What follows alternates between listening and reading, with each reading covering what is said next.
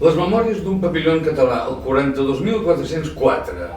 És un llibre que explica una història kafkiana, absurda, impensable gairebé.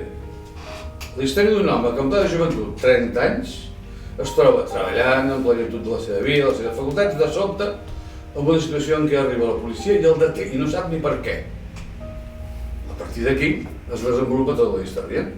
Resulta que finalment s'assabenta que havia estat acusat d'espionatge a favor dels alemanys. I quan i on? En plena guerra mundial, la Primera Guerra Mundial, i a França. Per tant, és un fet gravíssim. Lògicament, això li comporta un consell de guerra sumaríssim, el condemnen a mort, és inevitable. L'únic que passa, l'única sort que té, és que com que ja era prop al final de la guerra, la mort no s'acaba d'executar, la sentència no s'executa. I llavors hi ha l'ocasió que li commutin la pena. Li commuten la pena per intervenció d'un personatge d'alçada internacional, intervenció del president de França, li commuten la pena per la de treballs forçats.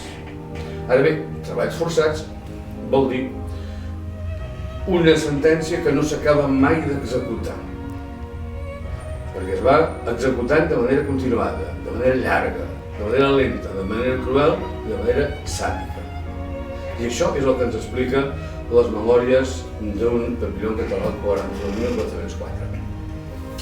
El 42.404 és el número que li van marcar pràcticament quan va ser a la Guyana francesa. Allà era un número, només era un número, no era una persona, era un número. I un número maltractat, no com a persona, sinó com a número. Tant és així que, com que ella feia cap era una persona valenta, arriba un moment que gosa desafiar la Gran França i la Gran Presó, i se'n va, senzillament se'n va. Es posa d'acord amb un company i se'n va.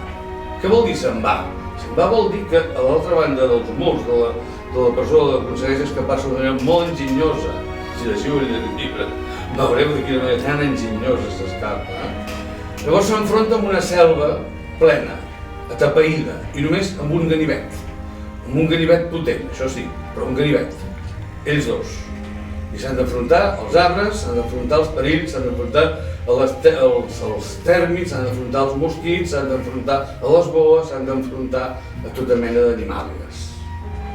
Finalment aconsegueixen arribar a la Guyana holandesa i d'allà el seu company el planta de manera vil, el deixa plantat quan rep uns diners per marxar.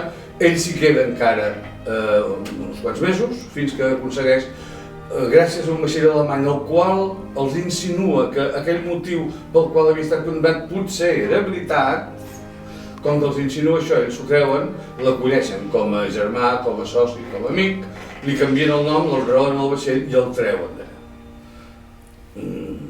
Finalment va parar a Nova Orleans, perquè per desgràcia, ha de baixar del vaixell també, ha de sortir per cames d'aquest vaixell que havia salvat.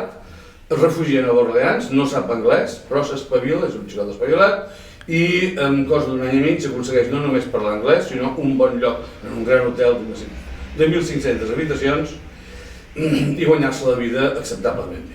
Quan té les primeres vacances, però, el que fa és enrolar-se en un altre vaixell de mercaderies i venir a parar a Barcelona. I s'ha acabat.